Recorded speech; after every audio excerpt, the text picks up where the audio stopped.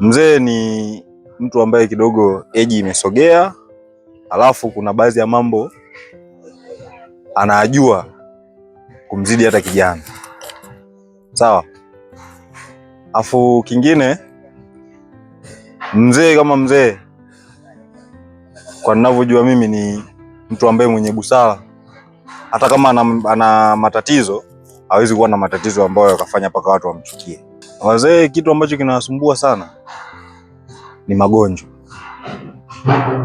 Nafu uzee mimi ninavyojua mimi unaanzia miaka 60. Huyo ndo kidogo mzee. Huku kwenye 50 huku ndo anatoka kwenye ukijana, yani utu uzima, ndo anaingia sasa kwenye uzee kabisa. Vijana tujitahidi kukaa na wazee wetu kwa ukaribu na kujua kitu gani, maana unaambiwa samaki ana mengi ya kusema lakini hawezi kusema kwa sababu yupo kwenye maji. Wazee wana mengi ya kutuambia vijana, lakini hawezi kutuambia kwa sababu si wenyewe vijana.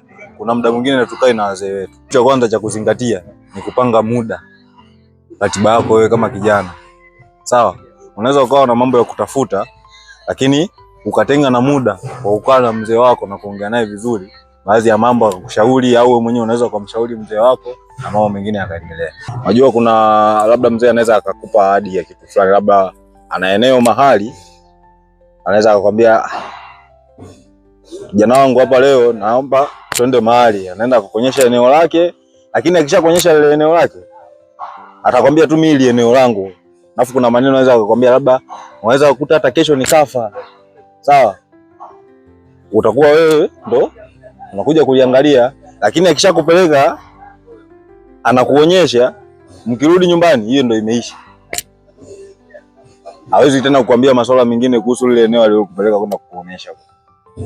Cha kwanza, kila mtu ana akili yake. Sawa? Kwenye upande wa sisi vijana, kila mtu ana akili yake. Sawa?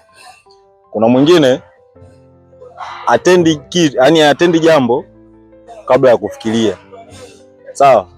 Alafu kuna mwingine anatenda jambo afikirii. Ushanielewa? Kuna yule anayefanya jambo kwa kufikiria, kwa upande wa kijana, huyo hata mambo yake huwa yanaenda ni sawa kabisa. Kuna vijana wengine wanafanya mambo bila kufikiria.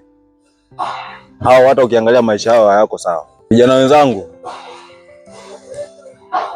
tujaribu hata kwa uchache kukaa karibu na wazee wetu, kwa sababu wao ndio wameanza kuliona jua kabla yetu sisi.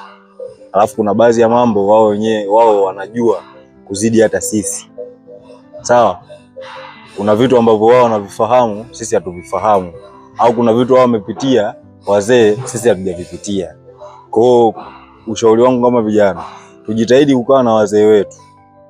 Kuna vitu wanaweza wakatupa vikatusaidia mbeleni, alafu kuna vitu wanaweza wakatupa vikatusaidia kwa muda huo huo. Kwa hiyo mimi nashauri tusiwasahau wazee wetu.